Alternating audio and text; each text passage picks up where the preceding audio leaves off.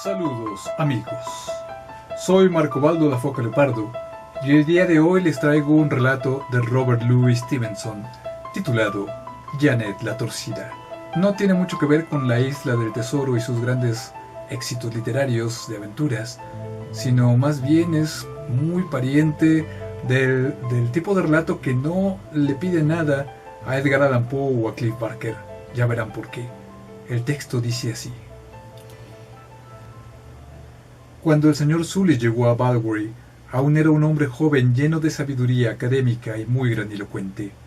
Los más jóvenes estaban muy impresionados por su facilidad de palabra, pero los hombres y las mujeres mayores, preocupados y serios, se conmovieron hasta rezar por el joven, al que consideraban un iluso, y por la parroquia, que seguramente estaría mal atendida. El señor Sully había estado en la universidad demasiado tiempo, y tenía una gran cantidad de libros.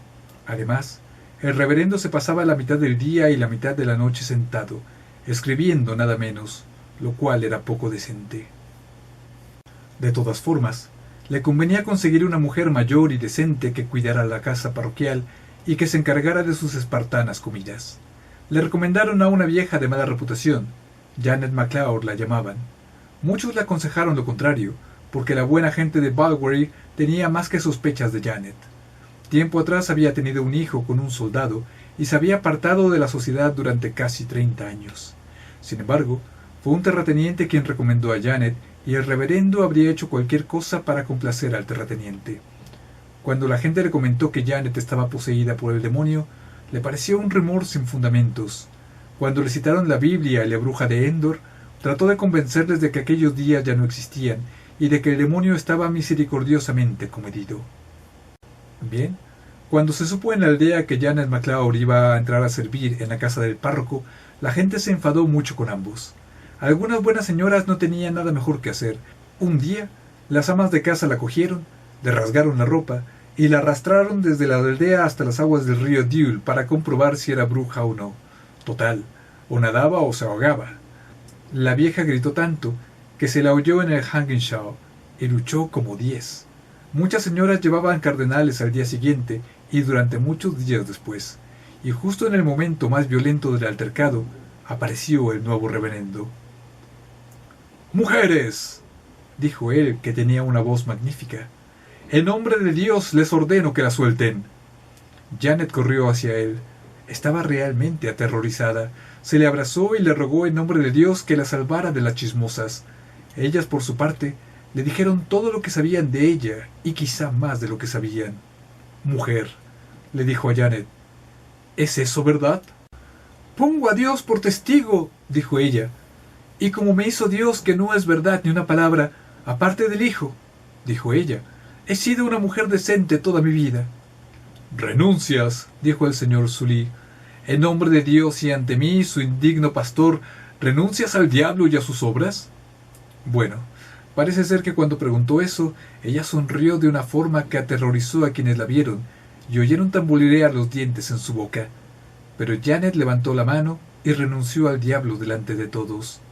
«Y ahora», dijo el señor Sully a las señoras, «vayan a sus casas y pidan perdón a Dios». Le dio el brazo a Janet y la acompañó por la aldea hasta la puerta de su casa como a una gran señora. Aquella noche mucha gente alargó sus oraciones más de lo normal, pero al amanecer se difundió tal miedo sobre Balweary que los niños se escondieron e incluso los hombres permanecieron en casa.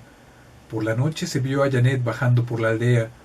Ella o alguien que se le parecía, nadie podría decirlo con certeza, con el cuello torcido y la cabeza colgándole a un lado, como un cuerpo que ha sido ahorcado, y una sonrisa en el rostro como la de un cadáver sin enterrar. Poco a poco se fueron acostumbrando, e incluso le preguntaban burlonamente qué le pasaba, pero desde aquel día no pudo hablar como una mujer cristiana, sino que balbuceaba y castañeteaba los dientes, como si de unas podadoras se tratara. Los más listos no lo comentaban, pero jamás volvieron a llamar a esa cosa por el nombre de Janet McCloud, pues para ellos la vieja ya estaba en el infierno desde ese día. No obstante, no había nada que detuviera al reverendo, que no hacía otra cosa que sermonear acerca de la crueldad de la gente que le había provocado una apoplejía, y pegaba a los niños que la molestaban. Aquella misma noche la invitó a su casa, y permaneció allí a solas con ella, bajo el Hanging Shaw. Bien, el tiempo pasó. Los más indolentes empezaron a pensar menos en aquel asunto negro. El reverendo siempre hacía tarde escribiendo. Parecía tan satisfecho de sí mismo y tan arrogante como al principio, aunque cualquiera podía ver que estaba consumiéndose. En cuanto a Janet, ella iba y venía, no molestaba a nadie, tenía un aspecto horripilante y nadie discutía con ella. A finales de julio hizo una calma calurosa, despiadada. A la vez estaba tormentoso, con ráfagas de viento caliente y escasas lluvias que apenas mojaban la tierra. Por si esto fuera poco, nadie sufría tanto como el señor Sully. No podía ni dormir ni comer y se lo comentó a sus superiores. Cuando no estaba escribiendo su interminable libro, vagabundeaba como un hombre obsesionado. Otro en su lugar estaría feliz de permanecer fresco dentro de su casa. Encima del Hangenshaw hay una parcela que en los viejos tiempos fue el cementerio de Balbury, y era uno de los sitios preferidos del señor Sully. Allí se sentaba y meditaba sus sermones. Bien, un día, cuando subía a la colina de Black Hill por el lado oeste, vio 7 cornejas negras volando en círculos sobre el viejo cementerio. Al señor Sully le pareció claro que algo las había apartado de su rutina cotidiana. Se acercó directamente a las ruinas y se encontró allí a un hombre, o la apariencia de un hombre, sentado sobre una sepultura. Era de una estatura enorme, negro como el infierno, y sus ojos eran singulares. El señor Sully había oído hablar de hombres negros muchas veces, pero en este había algo extraño que le intimidaba. Pese al calor que tenía, sintió una sensación de frío hasta el tuétano de los huesos, pero a pesar de todo se lanzó y le preguntó: «Amigo, ¿es usted forastero?». El hombre negro empezó a caminar hacia la pared del otro lado sin contestarle, pero siempre mirando al reverendo. De pronto, el hombre saltó la tapia y corrió al abrigo de los árboles. El señor Sully, sin saber bien por qué, corrió detrás de él, pero se encontraba muy fatigado a causa del tiempo caluroso. Por mucho que corrió, no consiguió más que un vistazo del hombre al cruzar el pequeño bosque de abedules hasta que llegó al pie de la colina. Allí le vio otra vez saltando rápidamente sobre las aguas del río Dure en dirección a la casa parroquial. Al señor Sully no le complacía mucho que este espantoso vagabundo se tomara tanta libertad con la casa parroquial de Balbury. Corrió más aprisa y, mojándose los zapatos, cruzó el arroyo y se acercó por el camino, pero no había ni sombra del hombre por allí. Al final, y con un poco de miedo, levantó el pasador y entró en la casa. Allí se encontró con Janet McClure delante de sus ojos, con su cuello torcido y no muy contento de verle. En ese instante, recordó que cuando la vio por primera vez, sintió la misma escalofriante sensación de terror. «Janet», dijo, «¿has visto a un hombre negro?». «¿Un hombre negro?», dijo ella. «No hay ningún hombre negro en todo Balbury». Pero ella no hablaba claramente, sino que balbuceaba como un pony con el freno de la brida en la boca. «Bueno», dijo él, «Janet, si no hay ningún hombre negro, yo he hablado con el inquisidor de la hermandad». Y se sentó como alguien que tiene fiebre, y los dientes le castañetearon en la boca.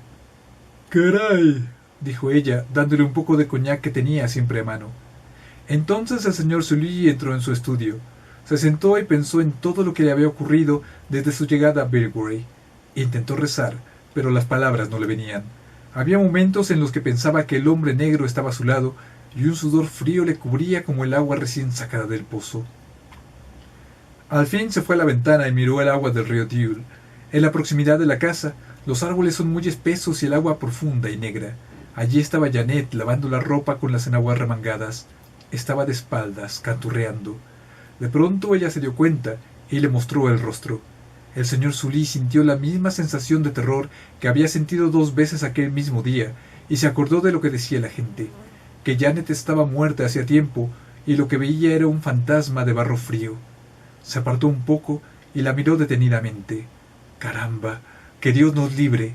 La suya era una cara espantosa. A veces ella cantaba más fuerte, pero no había hombre ni mujer que pudiera entender la letra de la canción. A veces miraba hacia abajo con la cabeza torcida, pero donde ella miraba no había nada. Una sensación escalofriante recorrió el cuerpo del reverendo. Fue un aviso del cielo. El señor Sully se culpó a sí mismo por pensar tan mal de una pobre mujer, vieja y afligida, y al atardecer se fue a la cama. Aquella noche hizo más calor que nunca. El señor Sully daba vueltas en la cama que ahora le quemaba hasta los huesos. Creyó estar enfermo, y enfermo estaba, pero poco sospechaba de qué enfermedad. Al final se le despejó la cabeza. Se sentó al borde de la cama en camisón y volvió a pensar en el hombre negro y en Janet. No sabía bien cómo, quizá por el frío que sentía en los pies, pero se le ocurrió de repente que había una cierta conexión entre ellos. Justo en aquel momento, en la habitación de Janet, que estaba al lado de la suya, se oyó un ruido de pisadas como si hubiese algunos hombres luchando y a continuación un golpe fuerte. Un remolino de viento se deslizó estrepitosamente por las 4 esquinas de la casa. Después todo volvió a estar silencioso como una tumba. El señor Sully encendió una vela, avanzando 3 pasos hacia la puerta de Janet. Estaba cerrada. La abrió de un empujón e inspeccionó la habitación atrevidamente. Era una habitación amplia. Había una cama de 4 postes con colgantes viejos y unas cuantas prendas de Janet esparcidas por aquí y por allá en el suelo. Pero el reverendo Sully no vio a Janet, y tampoco había señal alguna de forcejeo. Entró, miró a su alrededor y escuchó, pero no oyó nada, ni dentro de la casa, ni en toda la parroquia de Balbury. Tampoco se veía nada salvo las grandes sombras que giraban alrededor de la vela. De golpe, el corazón del reverendo latió rápidamente y se quedó paralizado. Un viento frío revoloteó por sus cabellos. ¡Qué visión más aterradora para los ojos del pobre hombre! Vio a Janet colgada de un clavo al lado del viejo armario de roble. La cabeza aún reposaba sobre el hombro. Tenía los ojos cerrados. La lengua le salía por la boca y los zapatos se encontraban a una altura de 2 pies del suelo.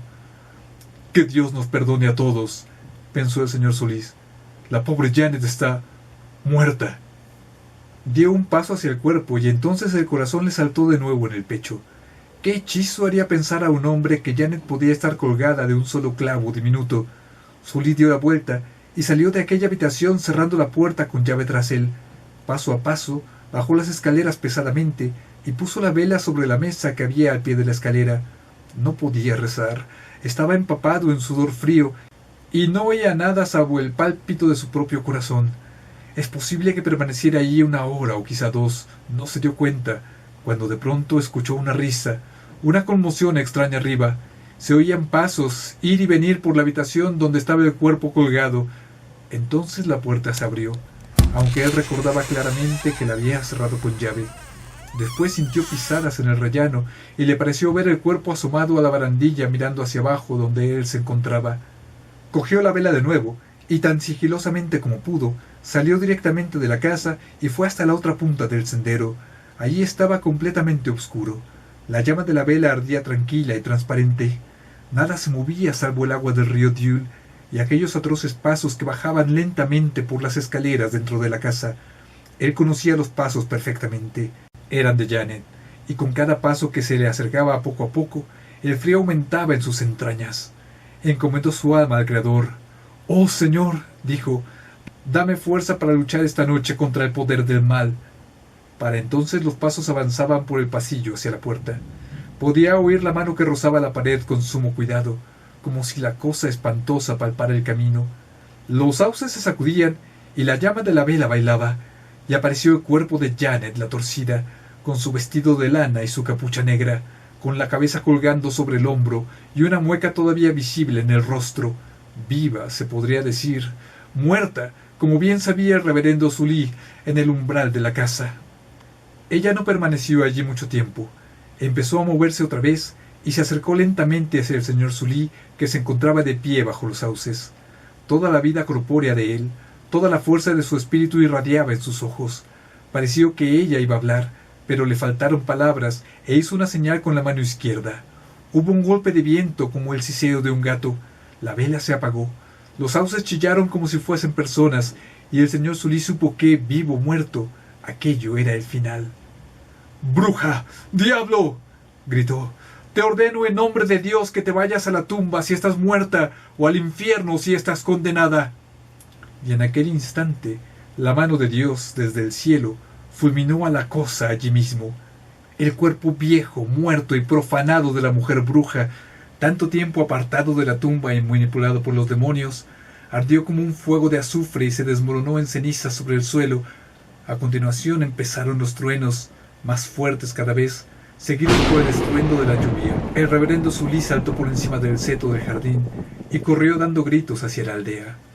Aquella misma mañana, John Christie vio al hombre negro pasar el gran mojón cuando daban las 6 de la mañana. Antes de las 8 pasó por la posada de Knobodic. Poco después, Sandy McLellan le vio cruzando los oteros de Clearwater repetidamente. No hay ninguna duda de que él fue quien ocupó el cuerpo de Janet durante tanto tiempo, pero por fin se había marchado. Desde entonces, el diablo jamás ha vuelto a molestarnos en Balbury.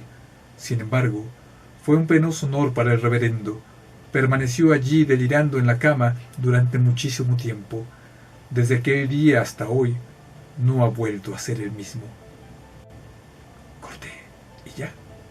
Esta fue Jane la Torcida de Robert Louis Stevenson. Como les decía al principio, nada que ver con la Isla del Tesoro o con los cuentos de los mares del sur.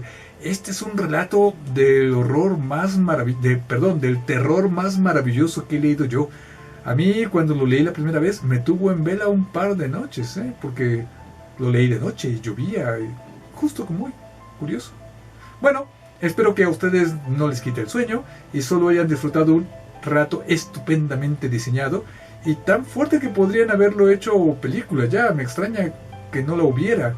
Si hay alguna, díganmelo, comenten qué les pareció, pónganle like o dislike y sean muy felices hasta la próxima ocasión.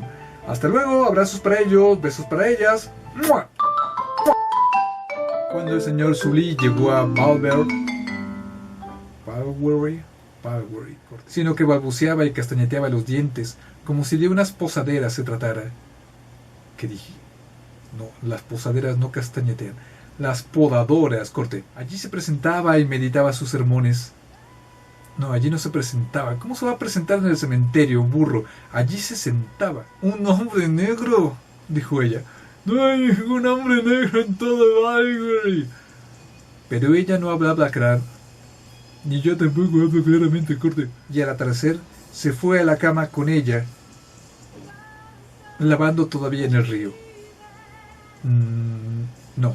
Y al atardecer se fue a la cama, con ella lavando todavía en el río. Sí, porque era tan fea la pobre, y no olía nada salvo... Pues qué iba a oler, si tenía que oír, corte, tarado. Los sauces se sacudían y la llamaban... ¡Ven, ven! ¡Ven aquí! ¿Cómo la iban a llamar los sauces, tonto? Era la llama de la vela, corte. El cuerpo viejo, muerto y profanado de la mujer bruja. Tanto tiempo aportando... Sí, seguro, aportaba montones de cosas. Se apartaba, estaba apartado de la tumba, corte. El reverendo Sully saltó por encima del seto del jardín y corrió a grandes gritos. No, y corrió dando gritos.